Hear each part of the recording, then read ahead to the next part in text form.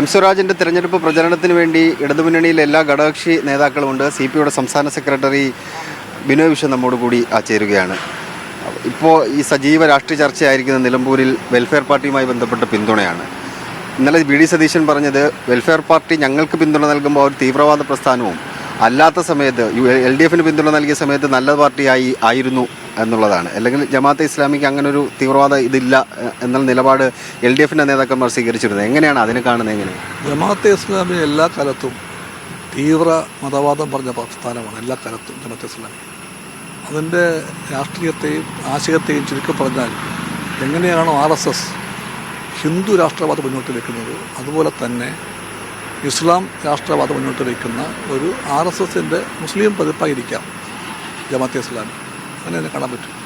ഈ അവർ നേരത്തെ പിന്തുണച്ചിട്ടുണ്ട് എന്ന് പറയുന്നതിന് ഏതെങ്കിലും തരത്തിൽ വസ്തുതയുണ്ട് അങ്ങനെ എന്ന് കരുതുന്നുണ്ടോ? ഇല്ല. അതുപോലെ തന്നെ PDPയോട് നേരത്തെയുള്ള സമീപനത്തിൽ ഇടതുമുന്നണി മാറ്റം വരുത്തിയിട്ടുണ്ട്, നേരത്തെയുള്ള നിലപാടിൽ വ്യത്യസ്തമുണ്ട് എന്നൊരു വിമർശനം. നേരത്തെയുള്ള ആ നിലപാടുമായിട്ടുള്ള PDP ഒന്നുമില്ലല്ലോ. തീവ്രവാദത്തിൻ്റെ അങ്ങേയറ്റം വരെ പോയൊരു PDP ഉണ്ടായിരുന്നു. ഇന്ന് ആ PDP ഇല്ല. എല്ലാ തലത്തിലും ആ PDP ഇന്നില്ല. അതുകൊണ്ട് ജമാഅത്തെ ഇസ്ലാമിയെയും PDPയും തമ്മിൽ ഒരു താരതമ്യത്തിൻ്റെ ആവശ്യമില്ല. ഈ അൻവർ CPIക്ക് ഒരുപക്ഷെ ഏറനാട് മത്സരത്തിന് ശേഷം CPIക്ക് അൻവറിനോടൊരു എതിർപ്പുണ്ട്. ഈ അൻവർ ഏതെങ്കിലും തരത്തിൽപ്പെട്ടൊരു ഫാക്ടറാവാൻ തോന്നുന്നുണ്ട്? ഒരു പക്ഷേ ഒന്നും പറയണ്ട. എല്ലാ കാലത്തും അൻവറിനോട് കൃത്യമായ സ്റ്റാൻഡ് എടുത്ത പാർട്ടിയാണ് CPI. എല്ലാ കാലത്തും CPI പോലൊരു പാർട്ടിക്ക് അല്ലെങ്കിൽ ഇടതുപക്ഷത്തിന് ഒരിക്കലും യോജിക്കാവുന്നൊരു എലിമെൻ്റ് അല്ല അൻവർ. അത് ഏറ്റവും ആദ്യം കണ്ടുപിടിച്ച പാർട്ടിയാണ്, കണ്ടെത്തിയ പാർട്ടിയാണ് CPI. CPI തിരിച്ചറിയാൻ വൈകിയെന്ന് തോന്നുന്നുണ്ടോ? ഇല്ല, അതൊന്നുമില്ല. അതവരുടെ കാര്യം.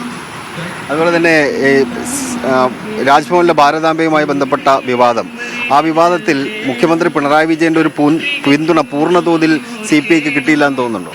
അദ്ദേഹത്തിൻ്റെ പാർട്ടിയുടെ പേര് CPIM എന്നാണ്. ആ പാർട്ടിയുടെ പൂർണ്ണമായ പിന്തുണ ഈ കാര്യത്തിൽ CPIക്ക് എന്നും കിട്ടിയിട്ടുണ്ട്, നാളെയും കിട്ടും. ഇതിൽ നിന്ന് വ്യത്യസ്തമായൊരു നിലപാട് ഒരിക്കലും CPMൻ്റെ പോളിറ്റ് ബ്യൂറോ അംഗമായിട്ടുള്ള ഉണ്ടാകാൻ പോകുന്നില്ല, ഉണ്ടാവുകയില്ല, ഉണ്ടായിട്ടുമില്ല. ആരിഫ് മുഹമ്മദ് ഖാൻ കടുത്ത ഭാഷയിൽ മുഖ്യമന്ത്രി വിമർശിക്കുമായിരുന്നു. പക്ഷേ രാജേന്ദ്ര അർലേക്കറിൻ്റെ കാര്യത്തിലേക്ക് വരുമ്പോൾ അങ്ങനെ ഒരു വിമർശന സ്വഭാവം മുഖ്യമന്ത്രിയിൽ നിന്ന് കാണുന്നില്ല.